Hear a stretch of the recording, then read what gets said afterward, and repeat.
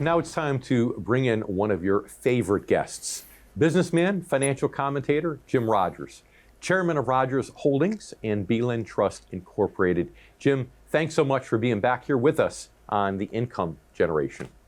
I am delighted to be here. I'm very pleased. Jim, love having you on the show. You know that. Real quickly, though, the Fed has lost their minds. More stimulus than ever in history. So has Congress. More monetary and fiscal stimulus as a combination. You know, a year ago, pre-COVID, the average person with $1,000 in their bank account has 7 times more than that today because of the stimulus. When do we see the stimulus start to normalize out in the economy? Because right now, inflation is going to the moon. Jeff, it's good to be old in America now because old people are getting the advantage of all of this insanity. But it's bad to be young. My children are going to have a huge burden to pay. This is not good for America. This is not good for anybody, except maybe a few bureaucrats and a few old people.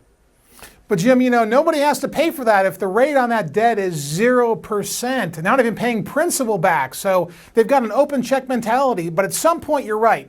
The stimulus is unsustainable. Even Jerome Powell said that. So, in your best estimation, when will the economy start to normalize from this massive boost of stimulus we just went through?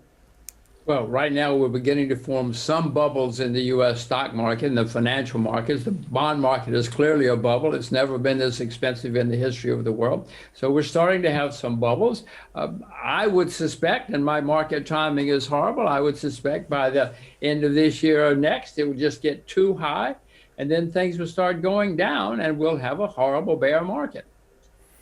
Well, there's no doubt about that. We know that bubble's being created right now. But, you know, I don't buy the Fed's argument that inflation is transitory. I mean, for the Lord's sake, a container of furniture went from $3,500 to $10,000 in about the last 60 days. Gas is going crazy, so we're seeing rampant inflation across the board. At some point, you think consumer demand would stop because of that. But it's not, because we're living off the stimulus still. That's because there's so much money being printed and spent and thrown out the window. Jeff, you should go outside and stand out under the window and get some of the money. That's your problem. You're not getting enough of the money. You know, Jim, that's not the correct answer we're looking for.